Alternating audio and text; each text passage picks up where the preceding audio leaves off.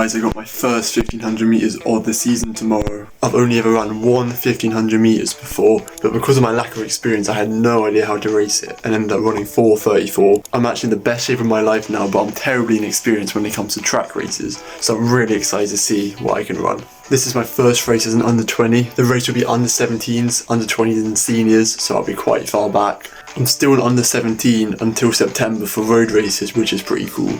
My whole body is aching from a track session I did 2 days ago. I'm going to go on a shakeout jog, do some strides, and hopefully I can recover a bit.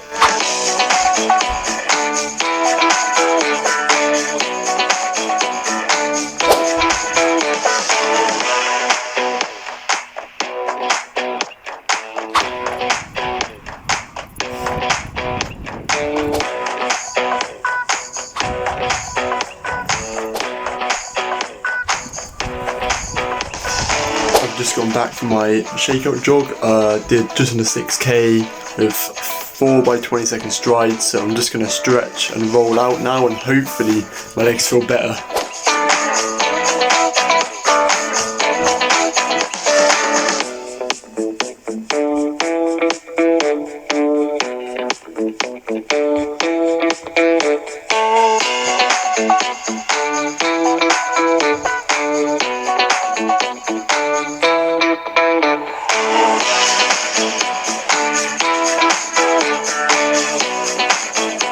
Legs are still aching, so I'm going to use a massage gun. If they still ache after that, then it is what it is, you know.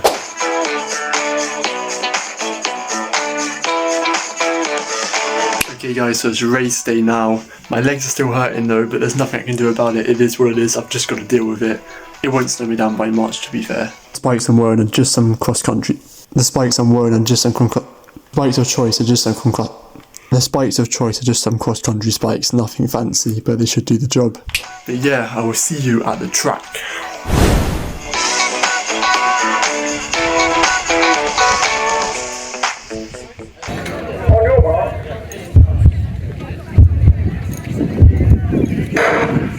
Okay guys, we are off and underway on this 1500 metres. To my surprise, there only ended up being 4 people in this race, which is really annoying. Because as you'll find out, I literally ran by myself the whole way. As you can see, I swiftly took the lead because last 1500 metres I did not start fast enough, so I decided to go out hard.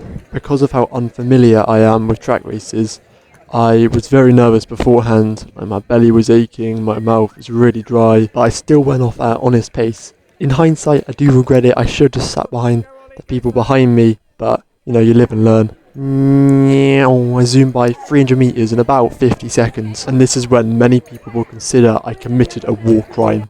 I looked at my watch. But don't worry, next time I will not run with my watch. I've learned my lesson. Annoyingly, before this race I was spiked up, ready to go, and then boom, the race started 10 minutes later than I thought it would, which is annoying. I started to get the collie wobbles, but I decided to play mind games with my opponents and tell them that I was slower than I actually was. However, I ended up running slower than I thought, so I ended up telling them the right time. So I've just passed 400 metres and I think I went through in about 67-68 seconds. I know I had the fitness to hold this pace, however my solo front running and my inexperience really hindered my performance. Still front running, I'm coming up to 700 metres now, just over 2 minutes. Oh, another look at the watch.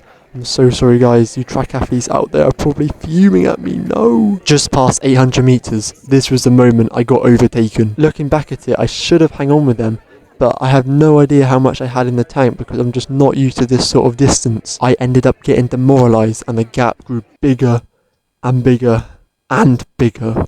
I did muster up the courage for a final sprint, and thankfully that got me under the elusive barrier of 4 minutes 30.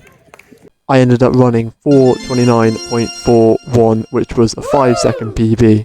Okay guys, thank you so much for watching. That is the end of the vlog. Make sure to like and subscribe. Whoa, whoa, whoa. Hold your horses. 17 hours later, I had a 10k.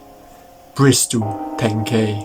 I was planning to film it and vlog it, but I had no one to film me, so I just decided to race it like normal. As you can see in the thumbnail, despite my hurty legs, I managed to PR. I ended up running 35:07, which was honestly Despite such a draconian course, that was a great performance. The course was twisty turny, on cobbles, with some inclines. However, the crowd support was incredible and it really pushed me through. I really enjoyed that race. At the end, I had an insane sprint finish, reaching 2:04 per kilometre, and the crowds went wild. So that was on Sunday, 1500 the day before on Saturday. Monday, day off. Tuesday, went on a little recovery run to recover, of course. Then Wednesday, I did a track session, right? It was 2 by 2 by 400 metres. I put on the screen my splits, but I ended up running a 400 metre PB of 57.35 seconds, 2 minutes after running a 61 second 400 metres. Now my previous PB was when I was 13, so it's not a massive shock I got a PB. However, PB is a PB. Quick disclaimer, I don't have any footage of me running that 400 metres in that training session, so I just put a picture of me looking like I'm running fast in the thumbnail. So now at the current time of recording, it's Thursday. I'm at 3 PBs this week. I have a race on Saturday at 1500 metres. Now my last 1500 metres was at 4:10. Now this race is supposed to be at 3:30 if it's not delayed. So because it was at 4:10 and now at 3:30, that's technically less than a week. I had the opportunity to run 4 PBs in 1 week, which would be absolutely insane. So yeah, as I said, it's currently Thursday. Tomorrow I'm going to go on a shakeout jog, and then on Saturday it will be the race. Hopefully I can PB. So you know the drill. I will see you on the shakeout jog. Boom. I can't lie, I forgot to film the warm-up jog. But anyway, it's race day now and I'm getting a little bit nervous because I really want to run 4 PBs in a week. Unless something goes catastrophically wrong, I should be able to get a PB since I've got some actual track spikes, got some dragonflies. Look at the difference from the dragonflies to my old cross-country spikes. Also, my legs aren't aching as much today and there's going to be a better field. It is really hot, I think it's like 20 degrees and sunny. But anyway, there's no excuses, I should be good. But yeah, I will see you at the track.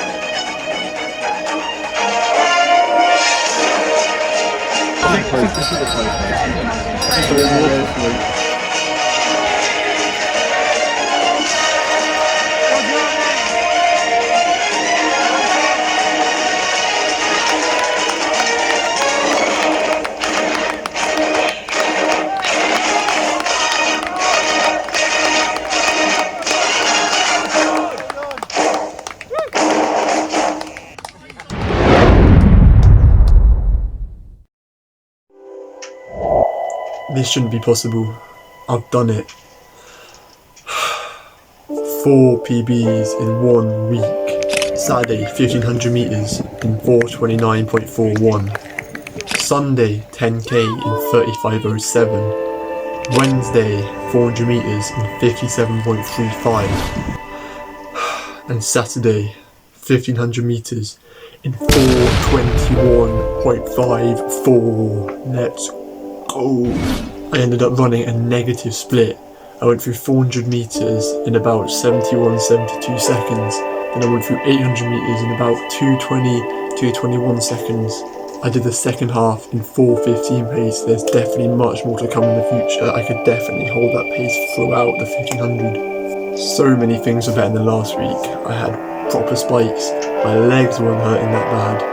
There was a better field, and I was more experienced than last week. All these things ended up knocking 8 seconds off my time, which is crazy. 8 seconds in a week. That's a massive PB. However, what comes up must go down. I might still be on the way up, but I might have already peaked. And on the way down, only time will tell. But one thing is for certain, and that is I must stay humble, because I am not invincible.